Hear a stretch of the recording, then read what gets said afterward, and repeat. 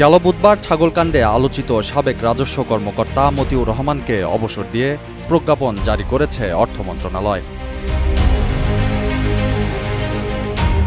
মতিউর রহমান অভ্যন্তরীণ সম্পদ বিভাগে তার ২৫ বছর চাকরির বয়স পূর্ণ করায় তারই আবেদনের প্রেক্ষিতে সরকারি চাকরি আইন ২০১৮ এর ধারা ৪৪-১ ও ধারা ৫১ অনুযায়ী আগামী ২৯ আগস্ট ২০২৪ তারিখে তাকে সরকারি চাকরি হতে ঐচ্ছিক অবসর প্রদান করা হয়। এ সময় অবসরজনিত আর্থিক সুবিধা, অবসরোত্তর ছুটি, ল্যাম্ব গ্র্যান্ট এবং পেনশন পাবেন না তিনি। গেল কুরবানির ঈদে মতিউর পুত্র ইফাদ রাজধানীর মোহাম্মদপুরে অবস্থিত সাদিক এগ্রো থেকে ১৫ লাখ টাকায় একটি ছাগল এবং ঢাকার বিভিন্ন খামার থেকে ৭০ লাখ টাকায় গরু কিনে সামাজিক যোগাযোগ মাধ্যম ও গণমাধ্যমে আলোচনায় উঠে আসেন। এরপর থেকেই বিভিন্ন অনুসন্ধানে উঠে আসতে থাকে মতিউরের অবৈধ সম্পদের নানা তথ্য।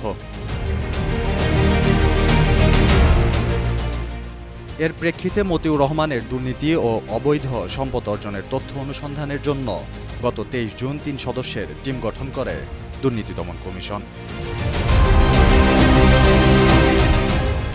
একই মাসের ২৪ জুন মতিউর রহমান, তার স্ত্রী লায়লা কানিজ ও ছেলে আহমেদ তৌফিকুর রহমান অর্ণবের বিদেশ গমনে নিষেধাজ্ঞা দেন মহামান্য আদালত।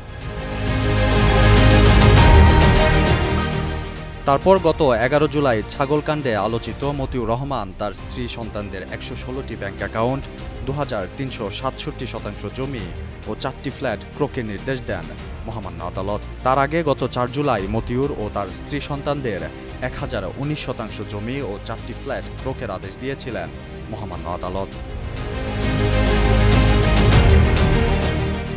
এনবিআর সদস্য ও কাস্টমস এক্সাইজ ও ভ্যাট অ্যাপিলেট ট্রাইব্যুনালের সাবেক প্রেসিডেন্ট মতিউর রহমানের বিরুদ্ধে গত ২ যুগে ৪ বার দুর্নীতির অভিযোগ ওঠে। এসব অভিযোগ পৃথকভাবে অনুসন্ধান করে দুর্নীতি দমন কমিশন। প্রতিবারই দুদক থেকে অব্যাহতি পান তিনি।